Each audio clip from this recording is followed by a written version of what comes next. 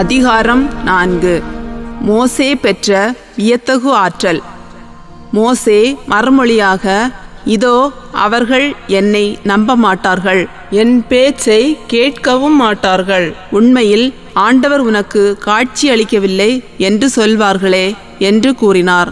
ஆண்டவர் அவரை நோக்கி, உன் கையில் இருப்பது என்ன என்று கேட்டார். ஒரு கோல் என்றார் அவர்.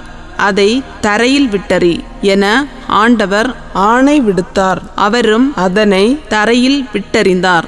அது ஒரு பாம்பாக மாறியது. அதன் அருகிலிருந்து அவர் விலகி ஓடினார்.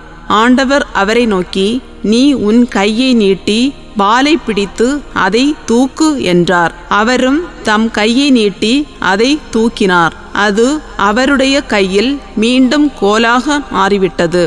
இது தங்கள் மூதாதையரின் கடவுளாகிய ஆண்டவர், ஆபிரகாமின் கடவுள், ஈசாக்கின் கடவுள், யாக்கோபின் கடவுள் உனக்கு காட்சியளித்தார் என அவர்கள் நம்பி ஏற்றுக்கொள்வதற்காகவே என்றார் ஆண்டவர். மேலும் ஆண்டவர் மோசேயை நோக்கி, உன் கையை உன் மடிக்குள் இடு என்றார்.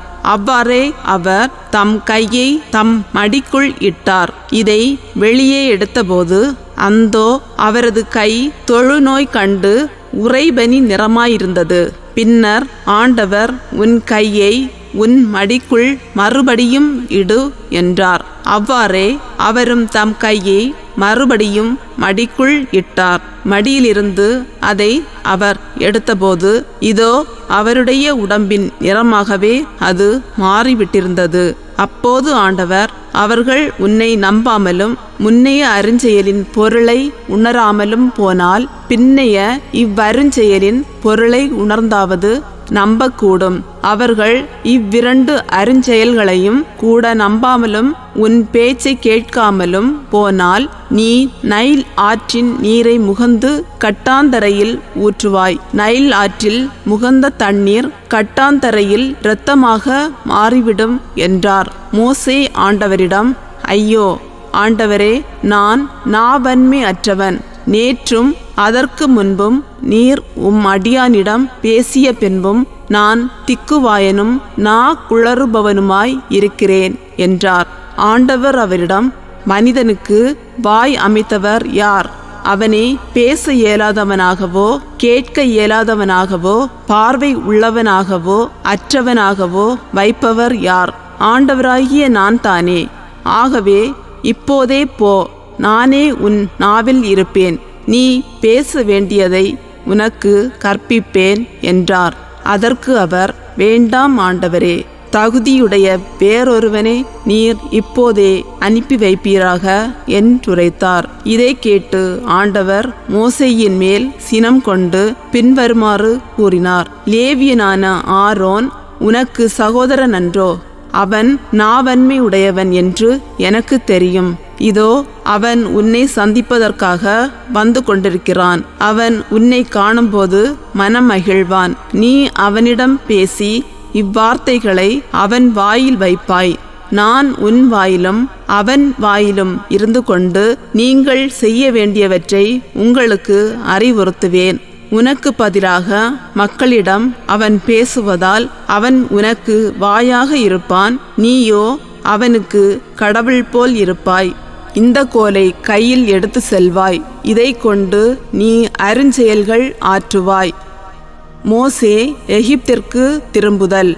மோசே தம் மாமனார் இத்திரோவிடம் திரும்பி சென்று அவரை நோக்கி, எகிப்தில் உள்ள என் இனத்தவரிடம் நான் திரும்பி போகவும் அவர்கள் இன்னும் உயிரோடு இருக்கிறார்களா என்று பார்க்கவும் வேண்டும் என்று கூற, இத்திரோ மோசேயை பார்த்து, சமாதானமாய் போய் வா என்றார். மிதியான் நாட்டில் ஆண்டவரும் மோசேயை நோக்கி, எகிப்திற்கு திரும்பி போ, ஏனெனில் உன் உயிரை பறிக்க தேடியவர்கள் எல்லாரும் இறந்து விட்டார்கள் என்றுரைத்தார். எனவே மோசே தம் மனைவியையும் தம் புதல்வர்களையும் ஒரு கழுதையின் மேல் ஏற்றி கொண்டு எகிப்து நாட்டிற்கு திரும்பிச் சென்றார். கடவுளின் கோலையும் மோசே தம் கையில் எடுத்து கொண்டார். ஆண்டவர் மோசேயை நோக்கி பின்வருமாறு கூறினார். பார், நீ எகிப்திற்கு திரும்பி சென்றபின் நான் உன் கையில் ஒப்படைத்துள்ள எல்லா அருஞ்செயல்களையும் பார்வோன் முன்னிலையில் செய்து காட்டு. நான் அவன் இதயத்தை கடினப்படுத்துவேன், அவன் மக்களை போகவிடமாட்டான். நீ பார்வோனிடம், ஆண்டவர் இவ்வாறு கூறுகிறார், இஸ்ரவேல் என் மகன், என் தலைப்பேறு. நான் உனக்கு கூறிவிட்டேன், என்னை வழிபடுமாறு என் மகனை போகவிடு. அவனை அனுப்ப நீ மறுத்துவிட்டால் நானே உன் மகனை, உன் தலைப்பேற்றை வெட்டி வீழ்த்தப் போகிறேன் என்று சொல்வாய். ஆண்டவர் மோசேயை வழியில் ஒரு சாவடியில் எதிர்கொண்டு அவரை கொல்ல பார்த்தார்.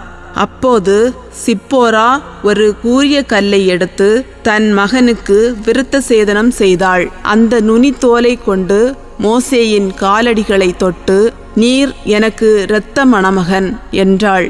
பின்பு ஆண்டவர் அவரை விட்டு விலகினார்.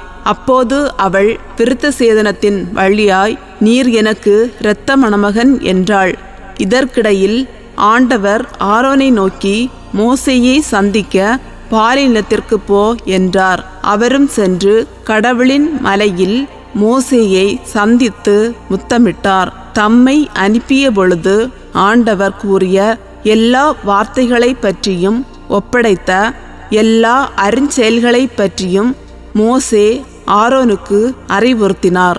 மோசேயும் ஆரோனும் இஸ்ரேல் மக்களின் பெரியோர்கள் அனைவரையும் ஒன்று கூட்டினார்கள். ஆண்டவர் மோசேயிடம் கூறியிருந்த எல்லா வார்த்தைகளையும் ஆரோன் எடுத்து கூறினார். அருஞ்செயல்களையும் மக்கள் பார்க்கும் வண்ணம் செய்தார். மக்களும் நம்பினார்கள்.